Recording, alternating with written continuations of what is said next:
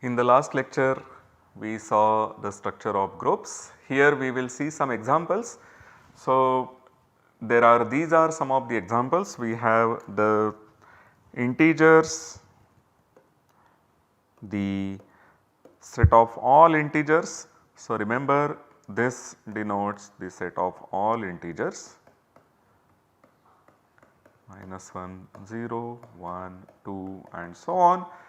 So, these are the integers, these are the rationals, you may call them rational numbers, these are the reals, real numbers, these are the complex numbers, and these are our residue classes modulo n. All these form groups under addition, and this is something that we have seen already, or if you have not seen then maybe you should go back and see these things. These are all groups under addition. There are also groups under multiplication.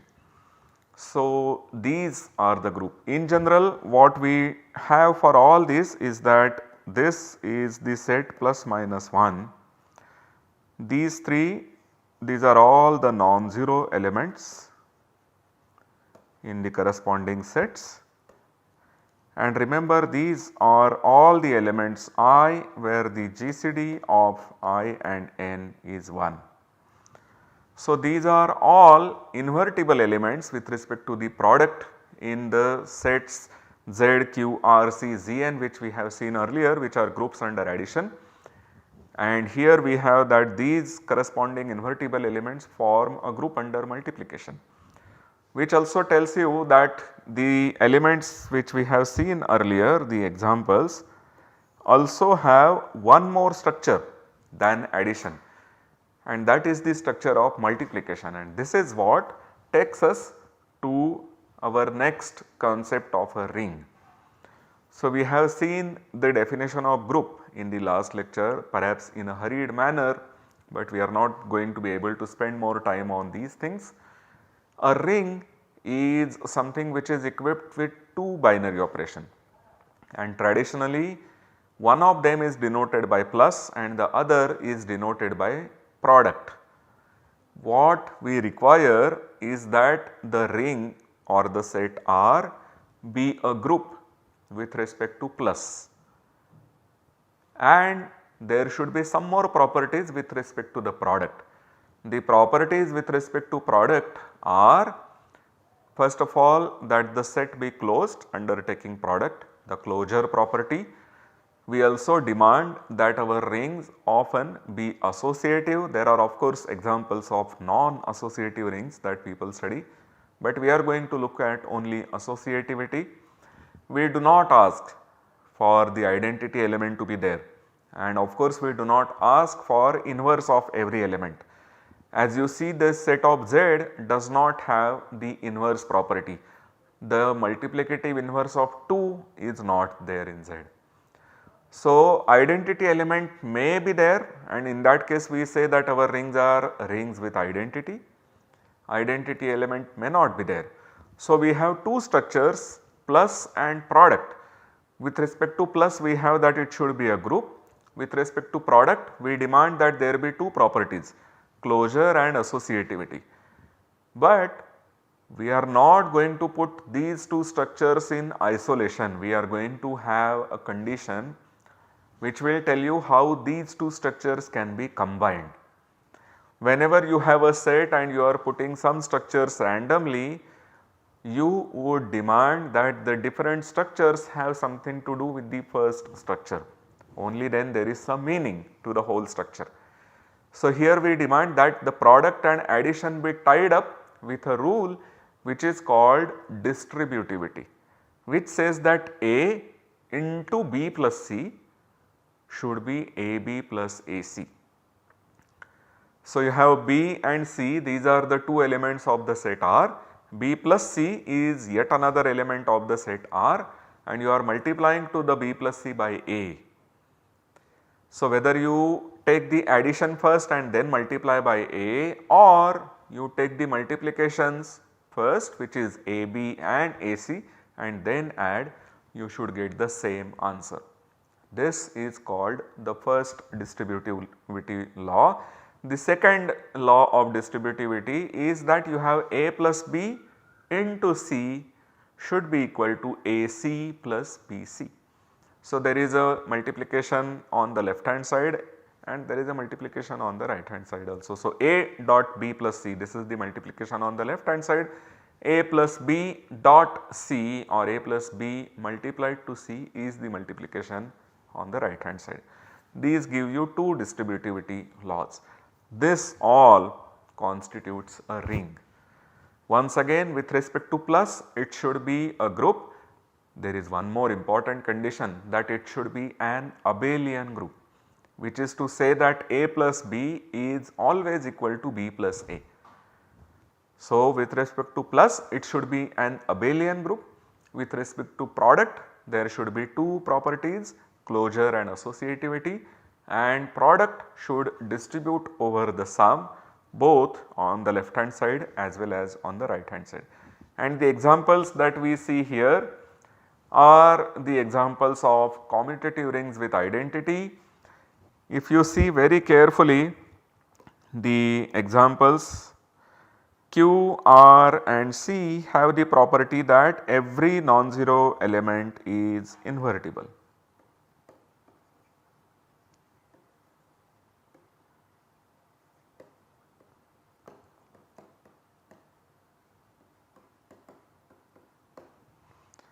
Whereas in Z we have the element 2 here, which is not invertible although it is non-zero, and here if n is composite,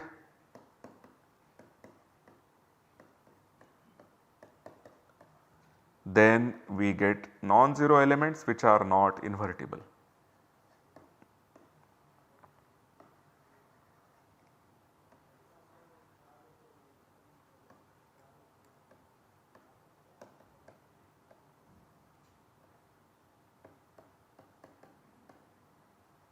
Composite just means that it is not a prime. Whenever we have a prime p dividing n and p is less than n, then p itself is an element in your ring. So, p for instance will give you such an example. So, for us what we are going to do is to consider only the groups or rings which are finite. We have been looking at these things so far in our lectures, and this is what we are going to study. So, we are going to be dealing with finite groups, finite rings. Moreover, we are going to look at commutative rings where the product is also commutative. We demand that under addition the group should be abelian, but here we demand that here we have that the product is also abelian, that is one plus thing. And we also have that all these rings have identity in them. So, what we are looking at are finite commutative rings with identity. We are going to require some more concepts of group theory and ring theory. So, we are going to study these groups called the unit groups of Gn. These are denoted by Gn cross. We put this cross on the head to signify that we are going to look at elements which are invertible with respect to the multiplication. These are the groups, unit groups that we are going to study. They are going to be called UN, where U stands for units. We have already seen what the cardinality of these groups are going to be. But after that we want to find the exact structure of these groups. So, we want to see how they behave if you are looking at the group structure of these. This will help us in distinguishing various UN. Later on we will see examples of these UN and you will see what I mean by distinguishing the UN by the group structure that we put on them. So, once again I think it would be good if you brushed up with your knowledge of basic group theory, and the concepts that you should look for are subgroups, cyclic groups and direct product. If this seems to be too much for you, then what I suggest is the following. While we go on proving the later results, we are going to use some particular concepts in groups, and I will of course have to mention that while I give you the proofs. So, when I mention that, you note all these concepts down and go back and check the definitions. That will help you understand these proofs in a better way.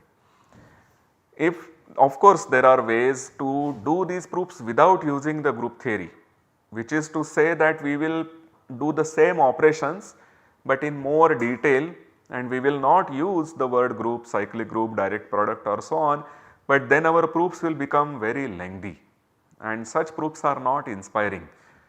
What happens is that there are same methods applied in many proofs and therefore you combine these methods and give them some name.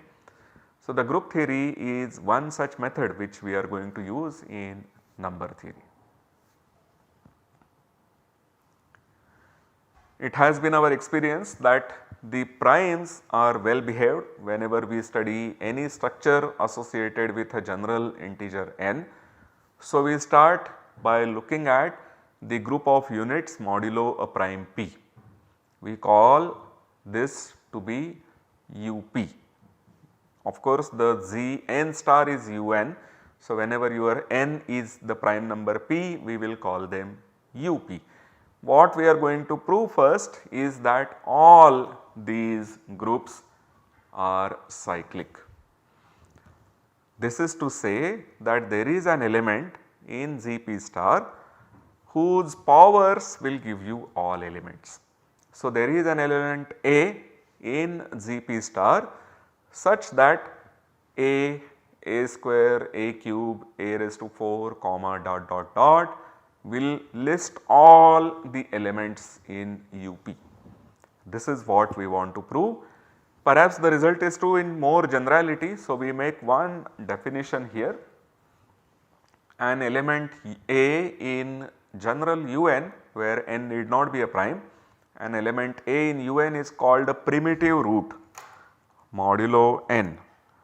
So, we will work with the concept primitive root, but it is understood that whenever we are talking about primitive root, there is an n which is there in the background. So, we call this element A to be a primitive root if the order of A is equal to phi n. What it means to say is that A power phi n is equal to 1 in UN and A power m is not 1 for any m strictly less than phi n. So, when you list all these elements a square, a cube and so on, you do not hit 1. Once you hit 1 after taking power for some times, the next number that you will take will again be equal to a. If you have that a power 10 is 1, then a power 11 which is a power 10 into a, and if a power 10 is 1, then a power 11 is going to be a. So, you have a square, a cube up to a power 9 and a power 10 which is 1, then a power 11 will be a and you are going to get the same loop again. So, here what we demand is that of course, we are asking for the order to be phi n, but not smaller than phi n. Therefore, the distinct elements that you get are phi n in number, and we also know that cardinality of UN is equal to the Euler phi function phi n. So, whenever you have a primitive root modulo a number n, you have that the corresponding group is a cyclic group, UN will then be a cyclic group. So, we are going to be studying the structures of these UNs, trying to see whether they are cyclic or not by trying to verify whether there exists a primitive element modulo that n or not. So, to begin with, when we want to prove that our group UP is cyclic, This is to say that each UP has a primitive element. This is what we will have to prove. So, the theorem says that the groups UP have primitive elements. So, we observe first of all that for a prime P, the cardinality of UP is P minus 1, and we already know that UP being GP cross is a group under multiplication, and if you take any element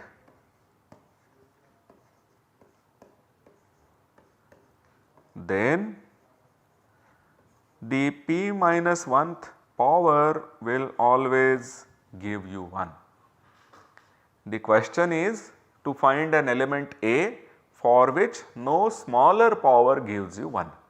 This is what we want to show. Furthermore, using group theory,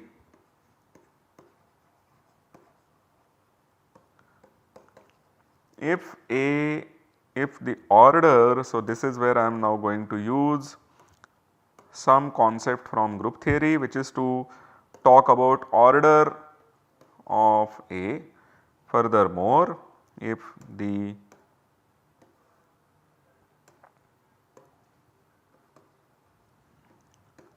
order of A is M, then we also know that M has to divide P minus 1. So, if you take all the elements in the group UP and separate them out by their orders, then they would be in the sets which are indexed by divisors of P minus 1.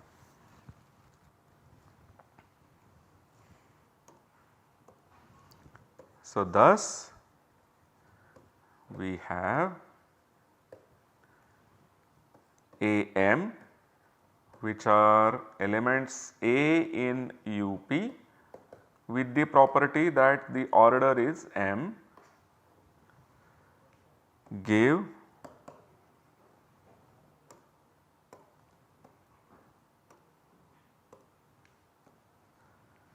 disjoint union of AM, where you have M dividing P minus 1 is your UP. The disjoint union of all these AM cannot have any intersection with a different AL, because in AM the order of the element is M, in AL the order of the element is going to be L, and if you have any element in common, it will say that the order of the element is both M and L, but that can't happen if M is not equal to L. So, this is the disjoint union, and what we have observed before is that the summation of their cardinalities will give you P minus 1. This is something that is quite nice. So, what does it tell you?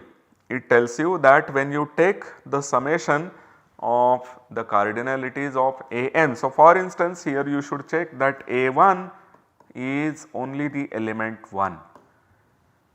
Just to give you an example of 1 AM.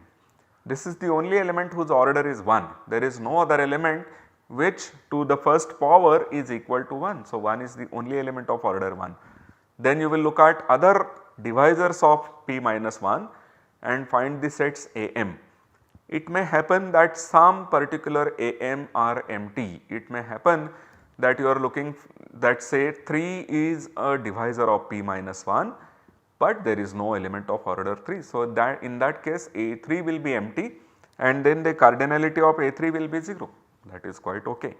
But what we certainly have is that every element in UP has to have some order dividing P minus 1.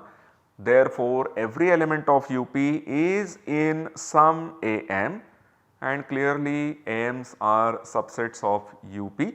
So, you have the equality that the disjoint union of AM is UP, which when you take the cardinalities gives you that the summation of cardinalities am for m dividing p minus 1 is p minus 1.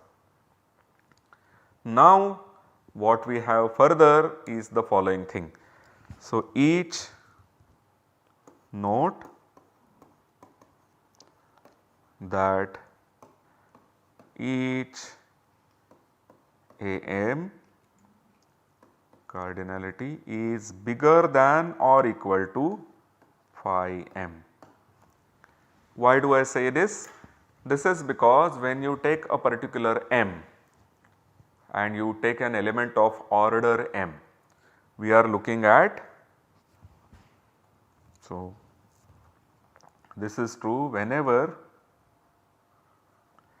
am is non-empty.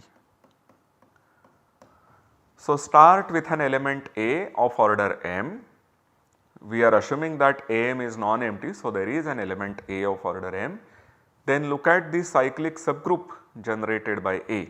So, this will be the element A square, A cube, so on all the way up to A power m minus 1, and then A power m gives you 1. So, this is the cyclic subgroup of order m of the group UP. Now, we want to know how many generators are there of this cyclic subgroup. So, A is one generator, but there could be some more generators, and the basic fact in cyclic groups tells you that A power I is a generator of this cyclic group generated by A precisely when I is co-prime to M. So, the group generated by A has phi m generators. These are all distinct elements. So, whenever you have an order element of order m, you are going to take one of them, it will have phi m generators. Since they generate the same subgroup, they will also be of order m. Therefore, once you have one element of order m, you have at least phi m elements of order m. So, we have two equations here. Our equation number 1 tells you that these cardinalities give you p minus 1, but then whenever this is non-empty, each such cardinality is bigger than or equal to phi m. Let us put these together to get the following nice result. Then p minus 1, which is summation of cardinality am, where we have that m divides p minus 1. This is also clearly summation of the cardinalities am, where you have that m divides p minus 1 and am is non-empty. The only difference between these two sums, the only difference between this and this is that here you are taking all the m's dividing p minus 1, whether the am is empty or not, and here you are taking all those m's dividing p minus 1 where am is non-empty. So, the only difference between these two is the cardinality of am, which are empty, but those are anyway 0. So, these two equalities are the same. That tells us that we have this equality, and this is now bigger than or equal to m dividing p minus 1 phi m, of course with the condition that am is non-empty.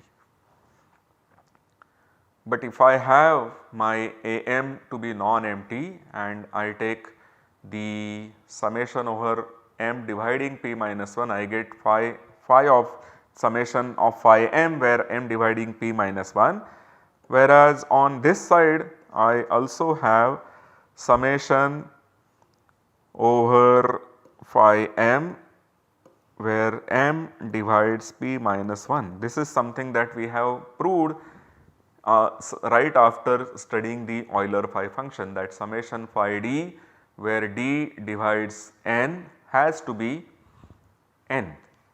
So, what we now have is summation phi m, m dividing p minus 1, is of course bigger than or equal to summation phi m, where m divides p minus 1 and am is non-empty. We want to say that these two equations are the same, and therefore we want to say that whenever am is non-empty, we should get phi m and nothing more than that. So, here we have, when we have this inequality, and if you are not getting all phi m, then some phi m should come with more multiplicity.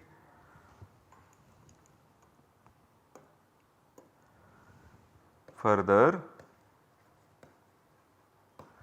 note that each A in AM gives a cyclic subgroup of order m. In particular, we get roots of x raised to m minus 1 in GP. But once we have roots of this polynomial, it should immediately strike to you that a polynomial of degree m cannot have more than m roots. So, what we get is that the cardinality of am is also less than or equal to phi m. This is because once you have one element generating a cyclic group of order m, in that cyclic subgroup you will have phi m elements of order m. If you have any more elements of order m, it should give you at least one more element outside this cyclic group, and then the polynomial x to the m minus 1 will have more than m solutions. This is something which cannot happen. So, whenever we have that the cardinality of am is non-zero, you will actually have that the cardinality of am is exactly equal to phi m. And now we go back to the previous slide, which tells us that summation phi m, where m divides p minus 1 is p minus 1, which is also summation phi m, where m divides p minus 1, but here the condition is that am is non-empty. Since these two terms are equal, you should have that am is non-empty for every m dividing p minus 1, which tells you that for every m, for every divisor of p minus 1, there is an element of order m, and therefore we get that in particular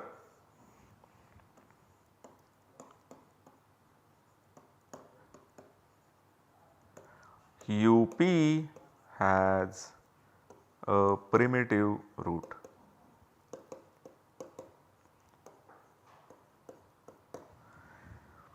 So, we have proved that the group of units modulo p is a cyclic group of order p minus 1. Go through this proof, it uses some concepts from basic group theory which are not very difficult, and you will get familiar with these when you study these things more. In the next lecture, we are going to look at structure of UN in general and see whether they are cyclic, and if they are not cyclic, then we would like to find the exact structure of these unit groups UN. Thank you.